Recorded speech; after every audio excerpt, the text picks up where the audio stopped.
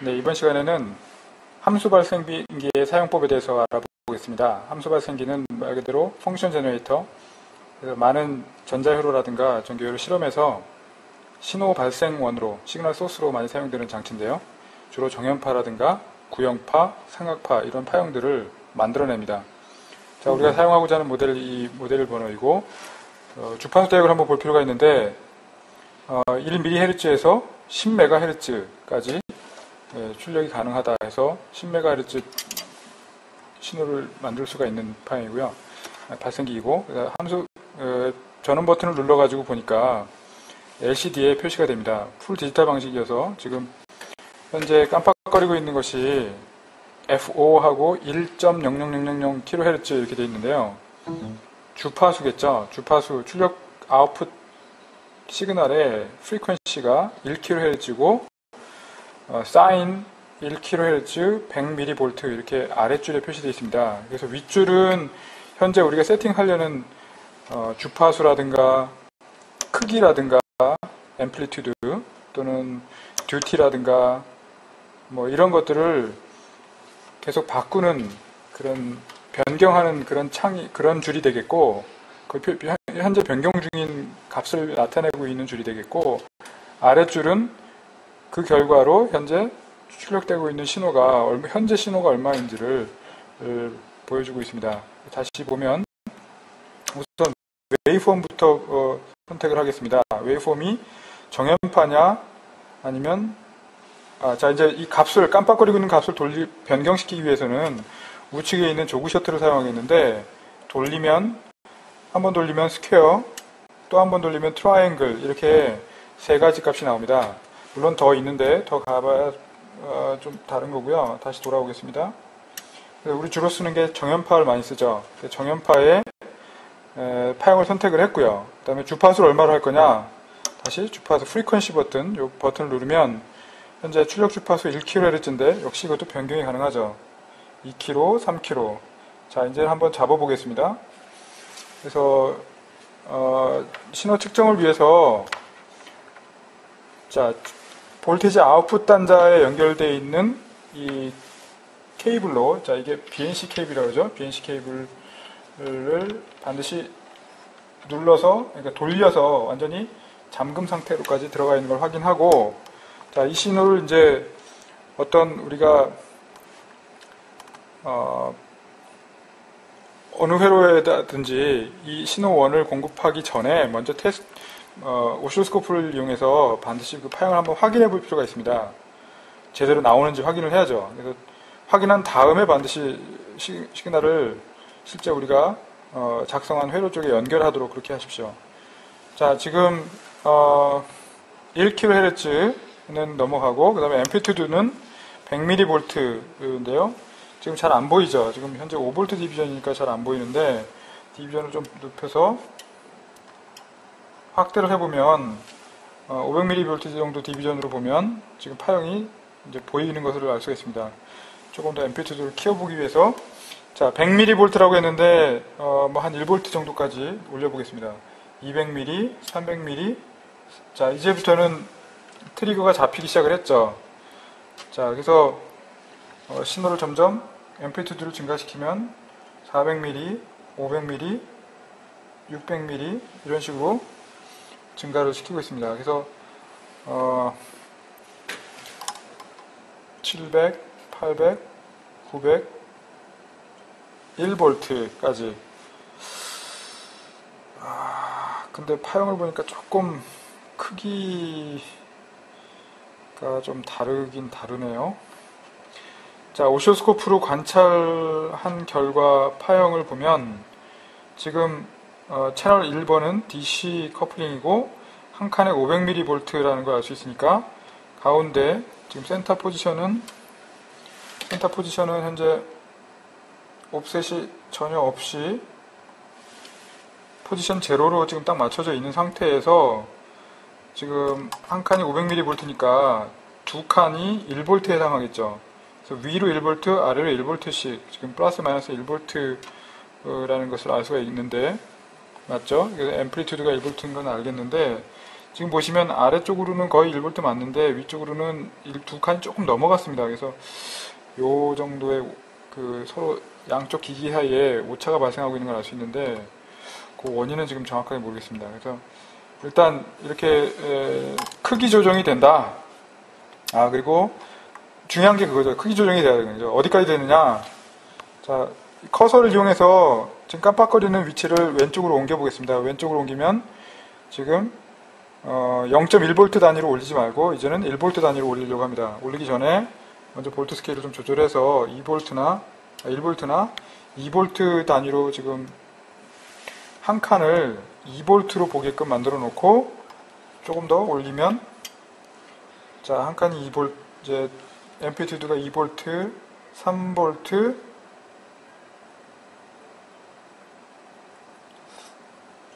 4V, 예, 계속 약간의 오차는 있네요. 5V까지, 예, 5V까지 올렸고, 얼마까지 올라가나요? 6도 올라가네요. 조금, 예, 5V 기준으로 오고, 6, 7, 8, 9, 10, 예, 10V까지도 지금 출력 파형이 나오고 있네요. 예. 참고로 이때 주의할 사항은 오시로스코프 측의 커플링이 지금 채널 1에 커플링이 직률이 되어 있는 것을 확인하시고 10대1 프로브, 10대1 이거 처음에 확인했어야 되는데 예, 됐습니다.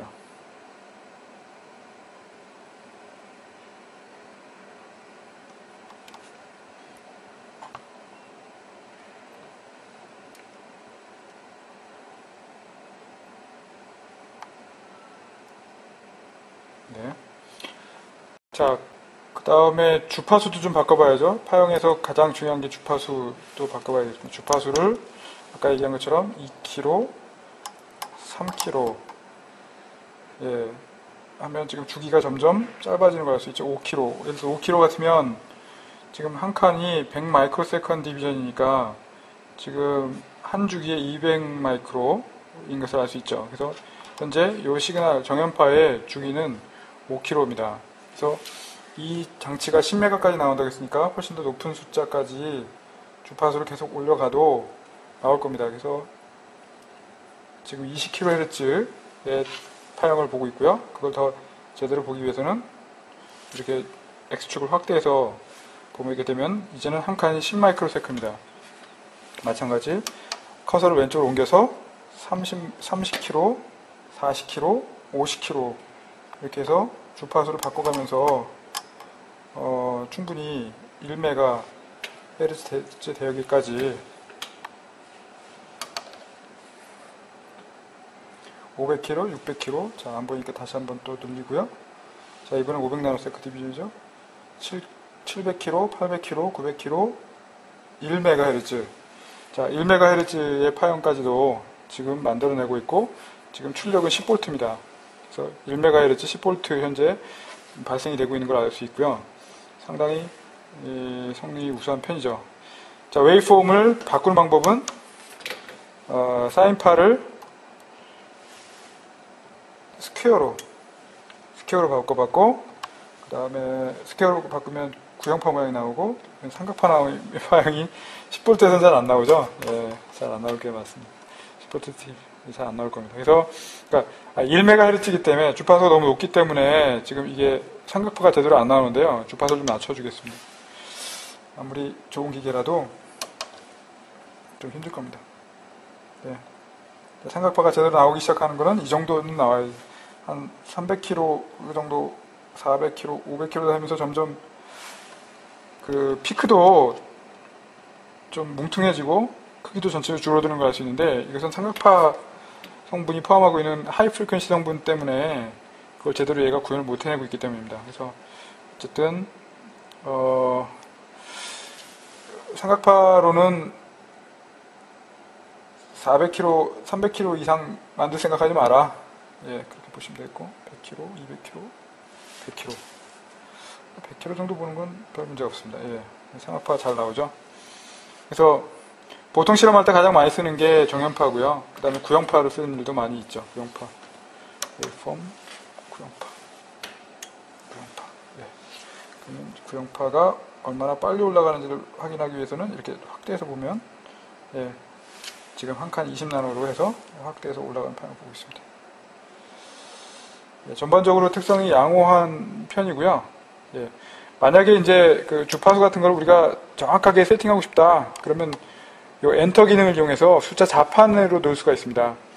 예를 들어서 100kHz가 아니라 95.555Hz를 넣겠다. 그러면 넣을 수 있죠. 엔터를 먼저 누릅니다. 엔터를 누르면 다 없어지는데, 자, 95.55, 제가 8자를 넣었나요? 예, 그냥 하죠. 85.555Hz를 누르겠다. 엔터를 한 번 더 누르면 됩니다. 자, 그럼 이게 85.555Hz입니다. 맞는지 보려면 이 중에서 주파수 기능을 쓰면 되겠는데, 아까 100kHz에서 좀 줄여주면 보면 알겠죠? 예, 이걸 뭐 정연파로 봐도 마찬가지고요. 자, 이상이 어떻게 보면 기본적으로 함수 발생기를 이용해서 파형을 만들어내는 방법이라고 볼 수 있는데, 약간 더 추가적인 거를 좀 필요한 부분이 뭐냐면, 이제 옵셋이라는 버튼하고 듀티라는 버튼입니다. 옵셋은 뭐냐면 이 신호 전체를 좀 끌어올릴 수가 있습니다. 10V에서 옵셋 주긴 좀 어려우니까 매그니튜드 좀 줄일게요. 앰플리튜드를 좀 줄입시다. 좀 줄여놓고,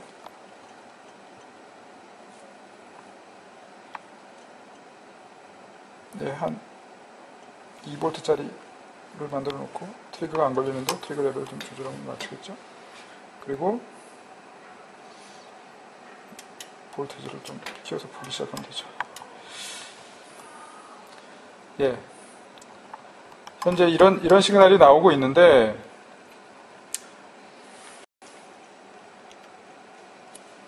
이게 주파수가 아니에요. 주파수를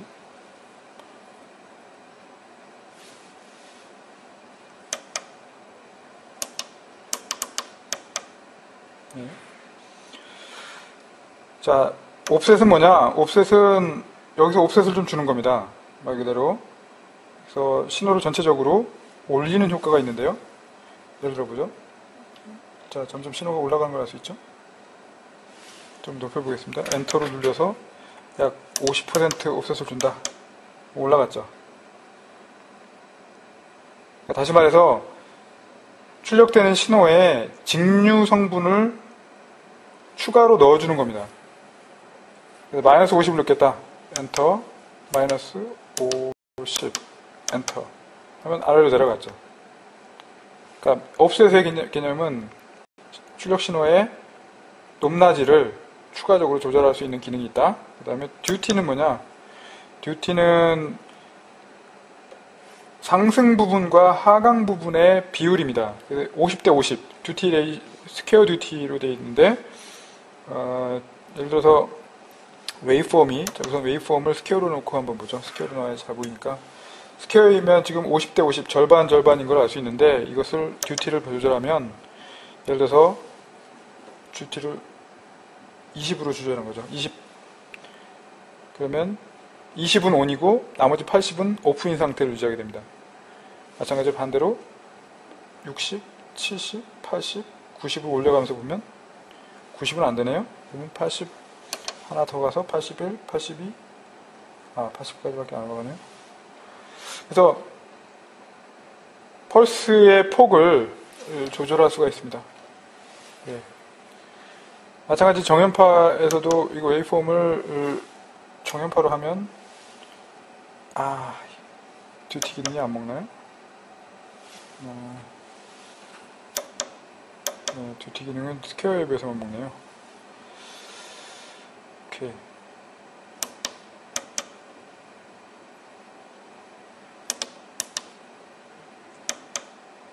네, 스퀘어 듀티라는 것은 지금 스퀘어 웨이브에서만 듀티가, 웨이브가 스퀘어일 때만 듀티가 기능이 먹고, 나머지 정연파나 그 삼각파에서는 듀티 기능이 안 먹습니다. 네, 이렇게 해서 이 함수 발생기의 기본적인 사용법을 익혀봤는데, 좀 더 자세한 사용법은 이제 차차 익히기로 하고요. 주의할 사항이 있습니다. 이 출력 신호를 쇼트 시키지 마세요. 출력 신호단, 이게 일종의 전원 장치, 소스이기 때문에, 시그널 소스이기 때문에, 파워 소스는 아니고 시그널 소스이기 때문에, 이 정연파를 아무리 이렇게 잘 만들어내려고 해도, 이 함수 발생기의 출력단으로 뽑아낼 수 있는 전류에는 상당히 한계가 있습니다. 그래서 여기서 많은 전류가 나올 거라고 기대하지 말고, 고저항을 달아서 일단 전압을 확립시켜준 다음에 전류는 조금밖에 못 틀리니까, 이게 파워 소스가 아니니까, 그래서 일반적으로 뭐 킬로옴대 이상의 최소한 600오hm 이상의 그 로드 저항을 고저항을 달아줘라.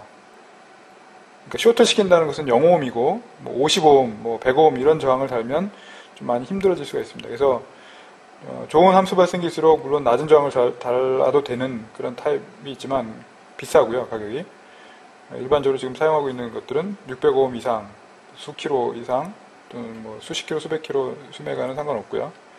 그래서 출력단을 쇼트시키지 마라, 또는 너무 낮은 저항을 영위하지 마라는 게 가장 큰 주의사항입니다.